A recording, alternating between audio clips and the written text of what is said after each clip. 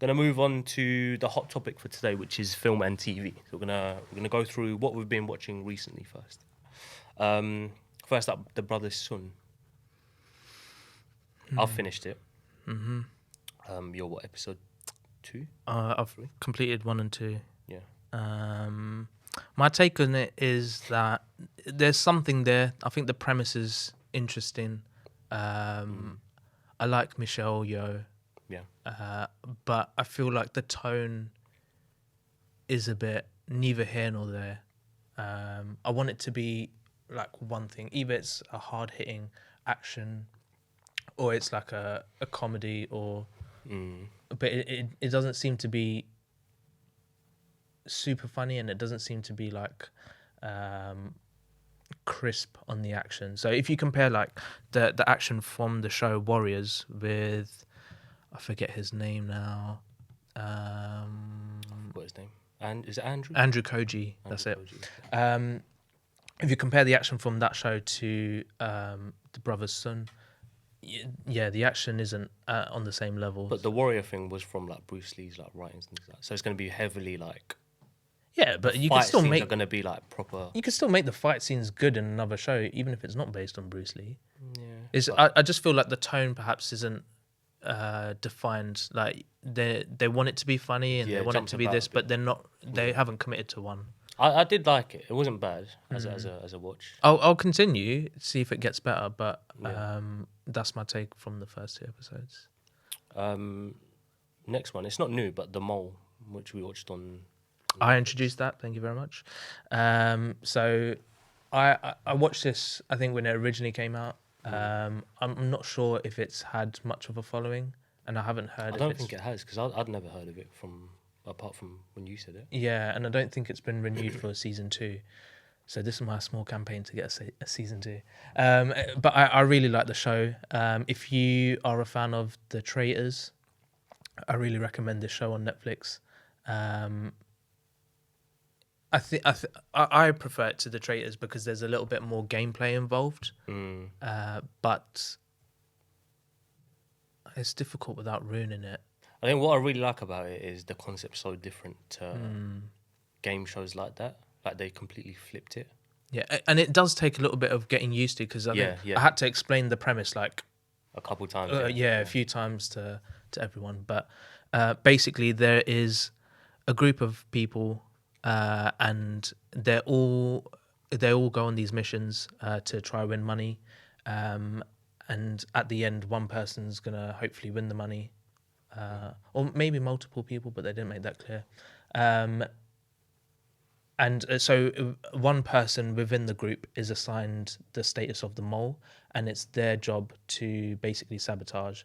So everyone's trying to win the money, and the mole is trying to reduce the amount of money that's going into the kitty, or even take money out of it. Yeah. And I think at the end of each mission, you get given a questionnaire, and you have to answer questions based on. The questions are based on who you think the mole is, and there's a bit of a tactical play to it because if you put all your eggs on one basket on one person, it turns out to be wrong. The person with the lowest score from the questionnaire gets booted from the show, and you don't get to talk to anyone. You get your results, and as soon as it reveals that you're the lowest scoring person, you're out. Gone. Yeah. So from that perspective, like I quite enjoyed the tactical element of it, and they don't reveal who the mole is, so you can basically play along with it, or you can sort of assess what the footage they're giving you and try to guess who it is. But it's super interesting to see how people would sabotage. But like, then because you have the mole, but then you also want to try to throw people off as well. Yeah, the normal exactly. People want to try to throw people off. Yeah. So yeah, it's just really interesting to watch it. Next, The Bear. Yeah. So I think was I the one that introduced that to you as well? I think I told watched you it. to watch it.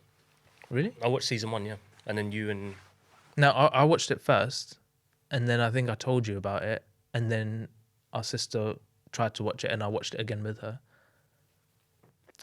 Anyway, I've only done season 1 though. Okay, I've watched season 2.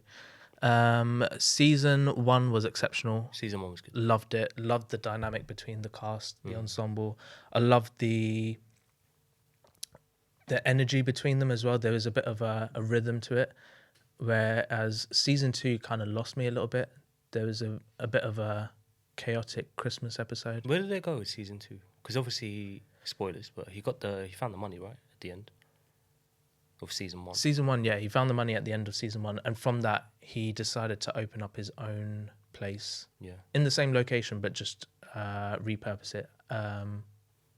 But in season 2, it's basically him prepping the store or the restaurant for opening. And they wasted one episode on a Christmas flashback episode, and to be honest, for me, it didn't really work. It was too chaotic, too much going on. The cast was exceptional. They've managed to like pull together a really good cast, but I feel like season 1 was definitely stronger than season 2. I'm not sure if they started with season 2. I'm not sure I would have carried on watching past it, but because season 1 was so strong, I'm hoping they're going to return to that for season 3. Yeah. I don't know if I'm going to watch season 2. So I've got... There are some good episodes, but I think it's as a whole season, I don't think it's as strong as season 1. And that guy's blown up as well, that Jeremy Allen White, yeah. See him everywhere now. Lift, obviously you fell asleep during it. Not because it was a bad film, I was just tired. Yeah, it wasn't a bad film. I think like any sort of Kevin Hart films, you watch them not like... It's not going to be anything groundbreaking. It will just be a watch that is entertaining and fun. You can forget about the next day kind of thing. Good family film. Yeah, for all the 5 minutes that I watched.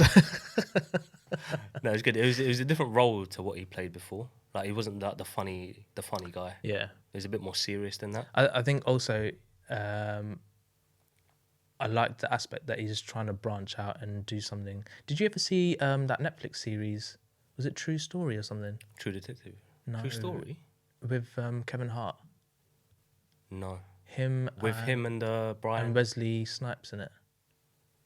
Oh no, I did. Yeah. I felt like that was him again branching out. I felt like that was quite interesting to watch. Yeah, that was quite good actually. I forgot about that. I can't remember what it's called. I think it's True Story, but I could be wrong. I think it's True Story. But I remember we talking about, yeah. Because I was like, Wesley Snipes is back. Yeah, probably for tax reasons, but yeah. Fast 10. Yes. They need to stop making that film. I watched I think I've watched from like, 5? Probably from 5, like all of them in the cinema with like friends. Because we're in too deep now. we have to go, every time there's a new Fast and Furious, we have to go to the cinema to watch it. Even though if it's bad or not, but... It's getting... I think it peaked with 5. I think 5? 6 and 7 were good. Yeah. 8 started to go down. It's still watchable, but it started to go down. 9, what the hell? What the hell was that? And 10, just give up. There's no longer family. Just disband. Yeah. It's just getting a bit too much now. But I'll still watch them. I didn't even feel like the action was great. You know, like when you watch 7, it's bonkers, but like the action was actually pretty good. Yeah. It's not like you suspend your disbelief in what's possible, but 10 was just... You watch the first 2, and then you watch like 10. They come so far away from cars and stuff. I think for the last one, they should really focus on cars and things like that, because that's where the sort of interest came from. Right? I've no idea what they're going to do with. I don't know. With that. And also the spin-off, like Hobbs and Shaw was terrible. Yeah, just please don't do another one. Don't do another one. Spider-Man Across the Spider-Verse. I didn't watch it in cinema. I know you and I did. So I actually watched that again yesterday. So I've seen it 3 times now. I really like that film. I think it's got so much in there in terms of story, in terms of character. I think the animation is... I'm a bit torn between it, because there's times where it's absolutely gorgeous, and then there's times where it's like mind-boggling because there's just so much happening at once. Yeah. But I think it's one of those films where the more you watch it, the more you appreciate it. You can easily miss something in the frame. So again, like if the more you watch it, you might start to catch on certain things. But yeah, I love that film. I think it's probably my film of 2023. It was a really good film. The way they ended it was a bit. I loved it. Yeah. Like you're right on the edge of your seat for the next bit. True. The only sad thing is I think it's coming out in 2025 because of the delays, from the strikes and whatnot. Yeah. I did. Yeah. On the animation part, the first time I watched the first one was that. I don't know whether I like it or not. Yeah. But There's some bits where you're like, actually, that kind of looks cool. And yeah. then there's if other bits. there's too like, much going on, then it's a very like visually. There's a lot to take in. Yeah. When you're watching it. It can be a bit overwhelming. But that's why I said, like, the more you watch it, I think the more you appreciate it, really. Long film as well, isn't it?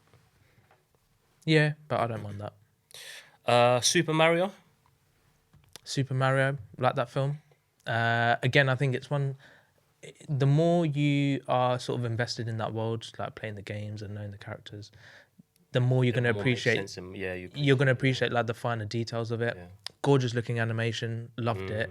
I think from the trailers, you couldn't really get a sense of what Chris Pratt's voice was like, but when you watch it, I think he actually did a good job with it. Do you think they should have done the Italian voice rather than the no? What? It's a me. Yeah. What, for 3 hours or 2.5 hours? Have his voice Italian rather than. Nah, because there's plenty of like American Italians out there growing up in New York. Like you've got like the Italian section and the Irish section and whatnot. So you don't have to be like with an Italian voice. And also like you toe the line with a bit of those sort of stereotypes. And I think after a while, yeah, they can be funny in sketches and whatnot, but a 2-hour film or 2.5 hour film is a bit much. But It was a good film though. good film. And Jack Black was really good. yeah, I Jack Black was was really about to say shout out to Jack Black. He was my fave. Yeah, funny character.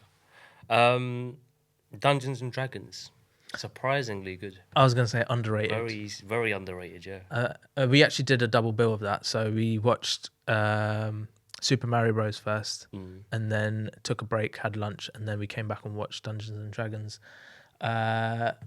Out of the two, I think I probably prefer Dungeons and Dragons. It did take probably about 20 minutes to get into the film. Is that fair to say? Yeah, I mean, you don't like it when a film starts slow, or you don't like any slow films in that regard, though. I didn't find it slow. I thought it was fine. Well, I felt the start was a little bit slow to get the story going. Obviously, you need to introduce characters, but I think perhaps the pacing or to get onto the actual storyline was a teeny bit slow. But once it got going, loved it. Chris Pine in that role, loved it. Michelle Rodriguez, loved her in that role. There was surprisingly a lot of heart to it as well. Yeah. I felt like the relationship between the father and the daughter, the mum having died when she was young and whatnot. There's a real sense of like camaraderie and family between them. And then Hugh Grant, I feel like he's taken on a second life recently. Yeah, it feels like he's made a comeback. Yeah, of sorts. and like for the better as well. Yeah. I prefer him in these roles than Like a villain type role. villain, but even like I think he came in The Man from U.N.C.L.E. It's a small role, but The film. yeah, he's like the M version of getting the Oh, organisation, right, yeah. yeah. So I think I like that he's sort of expanded his range a little bit. He's gone into a little bit more of a silly territory at times, but I still like it. Yeah, I do like him in those Paddington, villain type role. Like, Wonka as a Oompa Loompa, that was pretty good.